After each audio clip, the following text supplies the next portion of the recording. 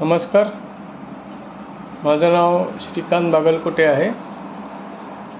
मी डोंबिवली आणि कल्याण येथे ब्रह्मविद्येचे वर्ग 2010 सालापासून शिकवतो आहे. मी ब्रह्मविद्येची तुम्हाला थोडक्यात माहिती करून देणार आहे. ओळख करून देण्यापूर्वी ब्रह्मविद्येची एक प्रार्थना असते, ती प्रार्थना म्हणतो आणि मग ओळख सांगायला सुरुवात करतो. तुम्ही जर ऐकणार असाल तर डोळे मिटून बसा आणि फक्त ऐका. अतिशय छोटीशी प्रार्थना आहे.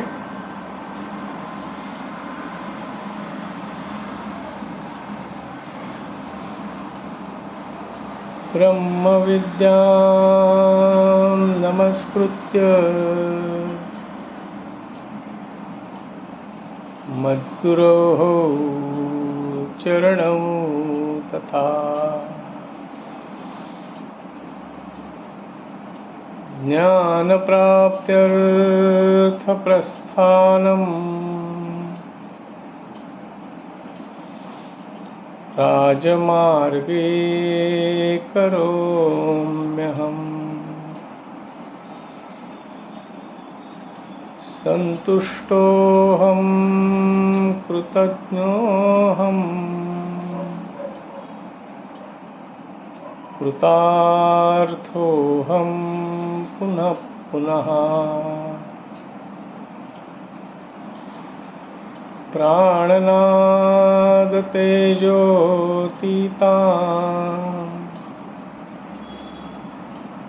ब्रह्मविद्यां नमाम्यहम्. नमस्कार.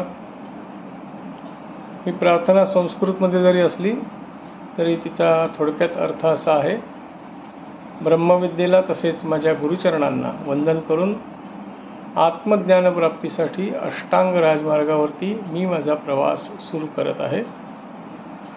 हा प्रवास करत असताना अतिशय संतुष्ट, कृतज्ञ आणि कृतार्थ असे मला वाटत आहे.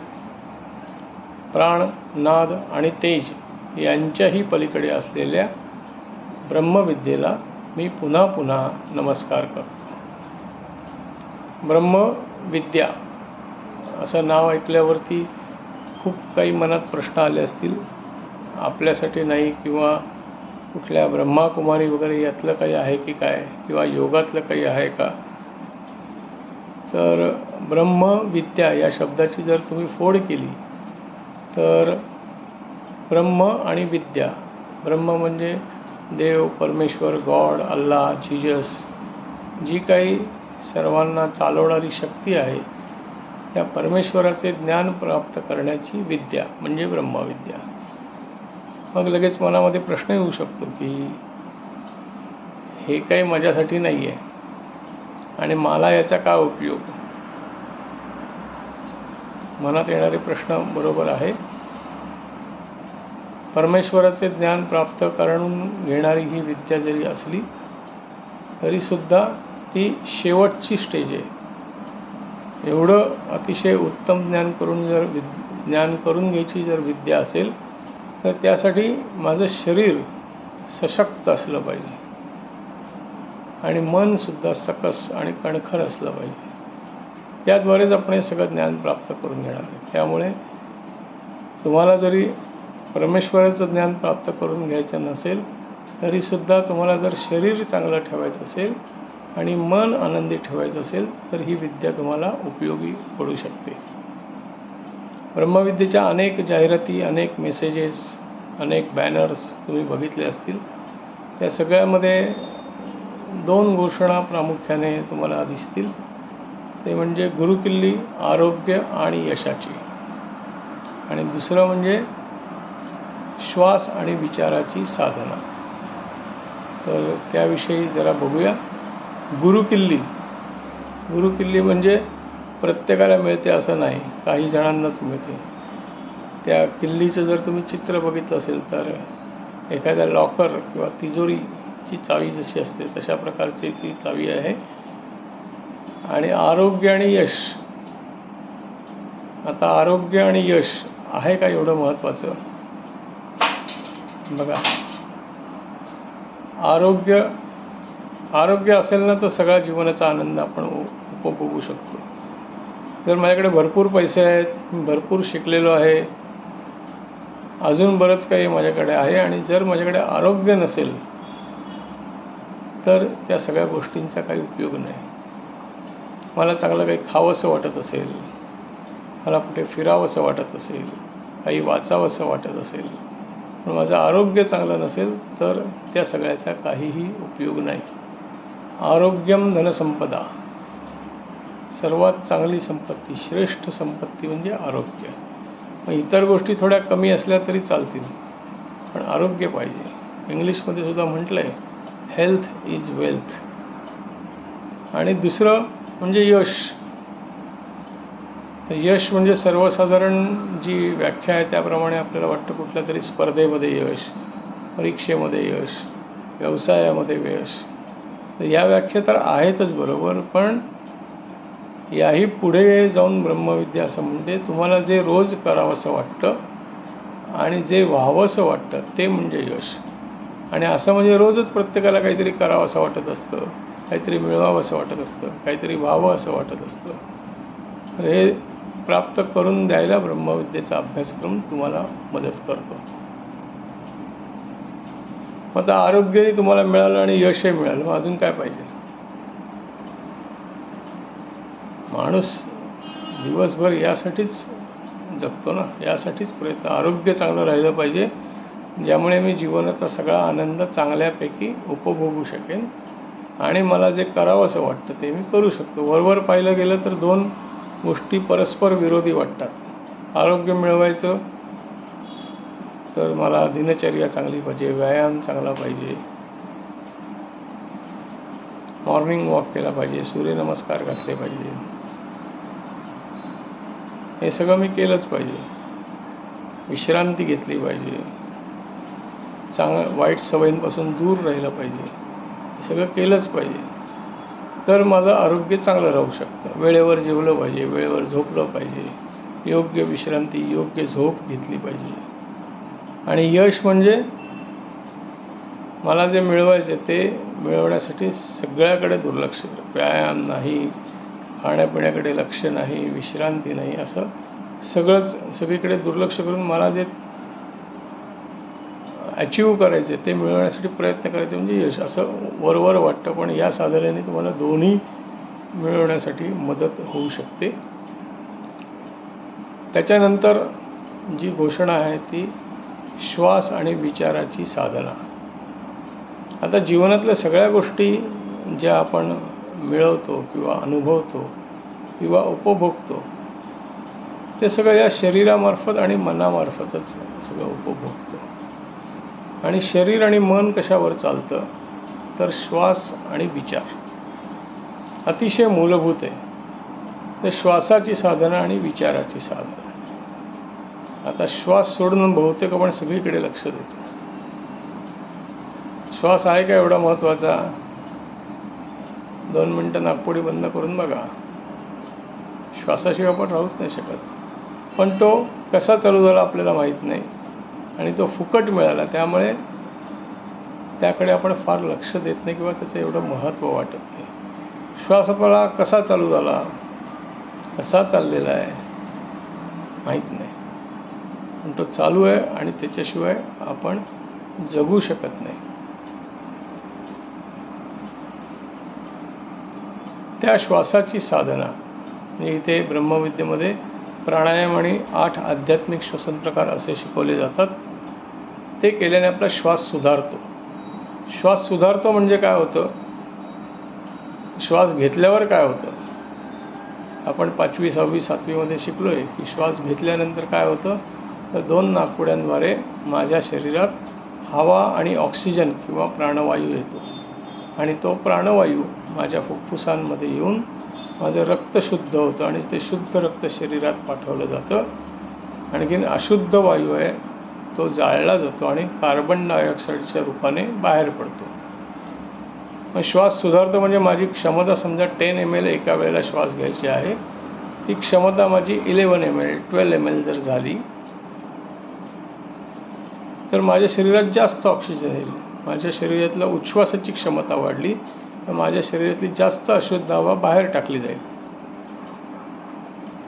आणि जास्त हवा बाहेर आतमध्ये आल्याने माझं जास्त रक्त शुद्ध होईल, माझा उच्छ्वास सुधारल्याने जास्त कार्बन डायऑक्साईड बाहेर सोडला जाईल आणि त्यामुळे माझ्या शरीरातली अशुद्ध हवा बाहेर टाकली जाईल, जास्त अशुद्ध हवा बाहेर टाकली जाईल. त्यामुळे ज्याच्याशिवाय मी 1-2 मिनटं पण राहू शकत नाही तो माझा नेहमीचा श्वास सुधारल्याने माझं शरीर माझं रक्ताभिसरण सुधारतं, माझं शरीर ताजेतवानं होतं, मी उत्साही होतो आणि त्यामुळे माझी कार्यक्षमता वाढते, माझ्या फुफ्फुसांची क्षमता वाढते. हा एक भाग आहे. त्याच्याबरोबर माझ्या श्वासाबरोबर माझ्या शरीरात प्राणशक्तीसुद्धा येते. तर प्राणशक्ती म्हणजे काय, तर ते दाखवता येणं अवघड आहे. प्राणवायू दाखवता येतो, ऑक्सिजन प्रोड्यूस करता येतो, प्राणशक्ती दाखवता येत नाही, पण तीच सगळी आहे. तिचाच भाग हवा किंवा ऑक्सिजन असं म्हणता येईल की जिच्यामुळे मी जिवंत राहतो, जिच्यामुळे माझ्या शरीरात चैतन्य आलेलं आहे. मग ती कशी असते, साधारण विजेसारखी असते असं सांगता येईल. विजेची वायर तुम्ही पाहिले, एक लाल वायर असते, एक काळी वायर असते. त्या दोन्ही एकमेकांना लावल्या की त्यांच्यात वीज निर्माण होते आणि त्या विजेवरती घरातली आणि बाहेरची अनेक उपकरणं चालतात. घरातला TV, mixer, computer, tubelight, fan, जे तुम्हाला माहिती आहेत विजेवर चालणारी उपकरणं ही सगळी चालतात. मग तशाच शरीरात अनेक क्रिया पण असतात. माझ्या शरीरामध्ये 2 नाकपुड्या आहेत, त्यातनं उजव्या नाकपुडीतून धन प्राणप्रवाह आणि डाव्या नाकपुडीतून ऋण प्राणप्रवाह हा येतो आणि माझ्या शरीरात आल्यानंतर ते एकत्र आल्यावरती त्यात वीज किंवा आपण ज्याला चैतन्य म्हणतो ही चैतन्य निर्माण होतं आणि माझ्या शरीरात जिवंतपणा येतो आणि माझ्या शरीरात असंख्य क्रिया ज्या चाललेल्या असतात त्या प्राणशक्तीमुळे येतात. मग ब्रह्मविद्येच्या श्वसन प्रकारांनी काय होतं की ब्रह्मविद्येच्या श्वसन प्रकारांनी तुमच्या शरीरामध्ये डोक्यांपासून पायांपर्यंत ती प्राणशक्ती संतुलित स्वरूपात सगळीकडे पसरवली जाते. ब्रह्मविद्या असं मानते की ज्या भागामध्ये तुमच्या शरीरात प्राणशक्तीचं असंतुलन आहे, म्हणजे गुडघ्याच्या भागामध्ये, कमरेच्या भागामध्ये, पोटाच्या भागामध्ये, हृदयाच्या भागामध्ये, गळ्याच्या भागामध्ये, मेंदूच्या भागामध्ये, खांद्यांच्या भागामध्ये, जिथे जिथे त्या प्राणशक्तीचं असंतुलन आहे तिथे तिथे आजार निर्माण होतो. आणि मग या श्वसन प्रकारांनी तुमच्या शरीरामध्ये डोक्यापासून पायांच्या बोटांपर्यंत प्राणशक्ती संतुलित प्रमाणात पसरवली जाते. त्यामुळे तुम्हाला आजाराचं स्वरूप कुठलंही असो तो दूर व्हायला मदत होते. हल्ली नवीन आधुनिक विचारसरणीमुळे किंवा आपल्या आहार पद्धतीने किंवा राहण्याच्या स्टाईलने नवीन आजार निर्माण होत आहेत. आपण नवीन काहीतरी ऐकत असतो आणि मग लोक विचारतात हा आजार होईल का, हा बरा होईल का, तो बरा होईल का. ब्रह्मविद्या काय औषध नाही आहे. ब्रह्मविद्या हे आरोग्य निर्माण करणारं औषध की त्यामुळे ते आरोग्य निर्माण होत जातं आणि आजार कुठलाही असो जर श्वसन प्रकार नियमितपणे केले तर तुमचा आजार जायला मदत होते. असे प्राणायाम आणि 8 आध्यात्मिक श्वसन प्रकार आम्ही शिकवतो. ते सगळे करायला 60 ते 70 मिनटं लागतात. एवढा जर तुमच्याकडे वेळ असेल तर उत्तम, पण कमीत कमी 20 मिनटं तरी तुम्ही रोज दिली पाहिजे. नुसता ब्रह्मविद्येचा वर्ग करून तुम्हाला आरोग्य प्राप्त होणार नाही. तुम्हाला श्वसन प्रकार केले की तुमच्या आतल्या यंत्रणेला त्या प्रकारे श्वास घ्यायची सवय लागते आणि नेहमीचा तुमचा श्वास चांगला होतो आणि मग तुम्ही उत्साही होता. अगदी सर्वात पहिले जाणवणारा परिणाम म्हणजे सर्दीचे, नाकाचे जे विकार आहेत ते सगळे दूर होतात. सर्दी, खोकला, पडसं, अस्थमा, सायनस हे सगळे आजार दूर होतात जर सर्दीचा त्रास असेल आणि हे श्वसन प्रकार नियमितपणे केले तर सर्दी काय असते हे तुम्ही विसरून जाऊ शकता. आणि मग तुम्ही पावसाळी पिकनिक किंवा ऋतूनुसार होणारे जे आजार आहेत ते सगळ्यांपासून दूर राहू शकता. पावसाळी पिकनिक तुम्ही चांगले एन्जॉय करू शकता. आता त्याच्यानंतर आहे ते म्हणजे विचार. तुमचे विचार सुधारतात. आता आमचे विचार वाईट आहेत का? कोणालाच वाटत नाही मी चुकीचा विचार करत होतो, कोणालाच वाटत नाही. आणि विचार हा सुद्धा मूलभूत आहे. तो कसा चालू झाला तेही माहीत नाही. नाकपुडी बंद केली तरीसुद्धा मनामध्ये विचार चालू असतात आणि त्या विचारांचे परिणाम सतत शरीरावर होत असतात. सतत बघा, विचारांचा परिणाम शरीरावर काय आहे? दुःखद घटना घडली, डोळ्यातनं पाणी येतं. खूप राग आला, डोळे लाल होतात, अंग थरथरतं. BP जर चेक केलं तर वाढलेलं असतं. खूप भीती वाटली, पोटात गोळा येतो. काहींना उलट्या होतात, काहींना जुलाब होतात. खूप चिंता केली तर अनेक गोष्टींचं शोषण होतं शरीरामध्ये. हिमोग्लोबिन कमी होतं. तर हे झाले विचारांचे शरीरावर होणारे परिणाम. त्यामुळे ते विचार चांगले होण्याकरता इथे ध्यान शिकवलं जातं. आणि आता हे ध्यान म्हणजे काही खूप अवघड गोष्ट अशी काही नाही आहे.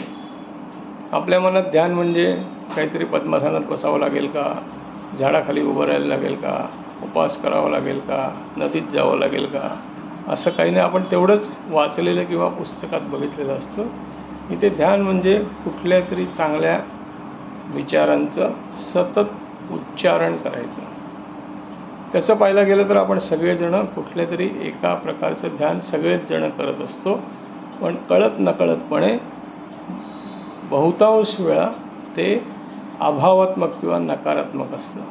आणि ते तसं असल्यामुळे आपल्या शरीरावर त्याचे वाईट परिणाम होतात. मग हे ध्यानाच्या सुद्धा 8 पद्धती याच्यामध्ये शिकवल्या जातात. ते करायला सुद्धा साधारण 60 मिनटं लागतात. एवढा वेळ नाही तरीसुद्धा तुम्ही 20 मिनटं तरी याला देऊ शकले पाहिजे. श्वसन प्रकारांना मी 20 मिनटं म्हणलं, पण अगदी पहिल्या दिवसापासून नाही, तर पहिल्या दिवशी फक्त 2 मिनटं तुम्हाला द्यायची. 2 मिनटं देऊन हळूहळू आपण ते वाढवतो. ध्यानसुद्धा पहिल्या दिवसापासून नाही तर 4थ्या पाठापासून ते करायचं असतं. आणि ते नियमितपणे केलं की आपलं मन आनंदी, उत्साही, तरतरीत, शांत असं सगळं होतं. आणि हे सगळं केल्यामुळे बघा, तुमचा श्वास ज्याच्याशिवाय तुम्ही राहू शकत नाही, तुमचे विचार ज्याच्याशिवाय तुम्ही राहू शकत नाही, त्याला थांबवू शकत नाही, हे विचारसुद्धा चांगले झाल्यामुळे तुमचं जीवन जे आहे ते आपोआप सुखाचं, समाधानाचं, समृद्धीचं आणि भरभराटीचं होतं. बाकी काही गोष्टी असल्या किंवा नसल्या तरी तुमचा श्वास चांगला झाला आणि विचार चांगले झाले, त्यामुळे तुमचं जीवन आपोआप चांगलं होतं. आणि त्याच्यानंतर काही सैद्धांतिक भाग किंवा थिओरॉटिकल किंवा फिलॉसॉफिकल पार्टसुद्धा याच्यामध्ये शिकवला जातो. जीवन जगण्याचे काही नियम आहेत का, तर ते याच्यामध्ये शिकवले जातात. हे सगळं केल्याने तुमचं आयुष्य आपोआप सुधारतं, आपोआप परिवर्तित होतं. हा एकूण अभ्यासक्रम आहे तो 22 आठवड्यांचा आहे. म्हणजे साधारणपणे 6 महिने होतात. आणि आठवड्यातनं 1 दिवस 1.5 तास. आणि आठवड्यातनं जेव्हा शिकवलं जातं त्यावेळेला त्यानंतर आठवडाभर त्याची प्रॅक्टिस केली जाते. आणि मग परत दुसऱ्या वेळेला दुसरा पाठ, अशा प्रकारे असतो. त्याचं रजिस्ट्रेशन जे आहे ते ऑनलाईन आहे. त्याची लिंक मी डिस्क्रिप्शन बॉक्समध्ये देतो. त्यावरनं तुम्ही ऑनलाईन रजिस्टर होऊ शकता. हा क्लास माझा 1 फेब्रुवारीपासून डोंबिवली येथे टिळकनगरमध्ये दर गुरुवारी 7:15 ते 8:45 या वेळात चालणार आहे. ऑनलाईन रजिस्ट्रेशन केलं की तुम्हाला लगेच रिसीट येते आणि 2 ते 3 दिवसात तुमच्या घरी पाठ येतात. ते पाठ घेऊन तुम्ही वर्गाला यायचे आणि वर्गाला आलात की ते 3 ते 4 भागांमध्ये वाचले जातात. त्याचं स्पष्टीकरण दिलं जातं. जिथे श्वसन प्रकारे ते करून दाखवले जातात, तुमच्याकडून करून घेतले जातात. ध्यान जिथे तिथे तुमच्याकडून ध्यान करून घेतलं जातं. मात्र बाकीचे दिवस मात्र तुम्हाला ते स्वतःचं स्वतः करायचं आहे. फक्त वर्ग करून तुम्हाला फायदा नाही होणार, तर त्याची प्रॅक्टिस करून तुमच्या आयुष्यात खूप खूप बदल होऊ शकतील. या व्यतिरिक्त ही झाली माझी ब्रह्मविद्येची माहिती. या व्यतिरिक्त तुम्हाला जर काही प्रश्न असतील तर मी माझा नंबर आणि हे खाली देतो आहे, त्यावरनं तुम्ही मला संपर्क साधू शकता आणि त्यांच्या शंकांची उत्तरं मी देईन. पहिल्या दिवशी जी प्रस्तावना आहे ती मोफत आहे. ती ऐकून तुम्हाला वाटलं तर तुम्ही ब्रह्मविद्येच्या अभ्यासक्रमास यश घेऊ शकता, किंवा ही माहिती ऐकून सुद्धा जर तुम्हाला वाटलं की हे माझ्यासाठी आहे तर तुम्ही येऊ शकता. ब्रह्मविद्या हा एक सेवाभावी ट्रस्ट आहे. ब्रह्मविद्येचा प्रसार या व्यतिरिक्त ब्रह्मविद्येचं दुसरं काही काम नाही. आम्ही सर्व शिक्षक आणि कार्यकर्ते ब्रह्मविद्येचं हे काम सेवाभावी या रूपाने करतो. आम्ही याचा मोबदला काही घेत नाही. आमचा संसार व्यवसाय सांभाळून हे सगळं काम आम्ही करतो. तर आता आपण इथे थांबवूया, आणि जर तुम्हाला काही प्रश्न असतील तर तुम्ही मला विचारू शकता. त्याचा शेवटसुद्धा एका प्रार्थनेने आपण करूया. ती प्रार्थना बहुतांशी तुम्हाला माहिती असेल. मगाच्यासारखंच तुम्ही शांत बसा, मी प्रार्थना म्हणतो आणि मग आपण आजची प्रस्तावना संपवूया.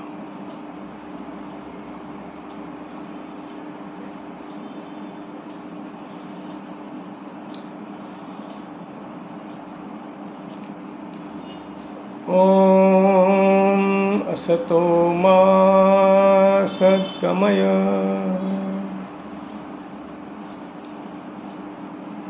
तमसो मा ज्योतिर्गमय,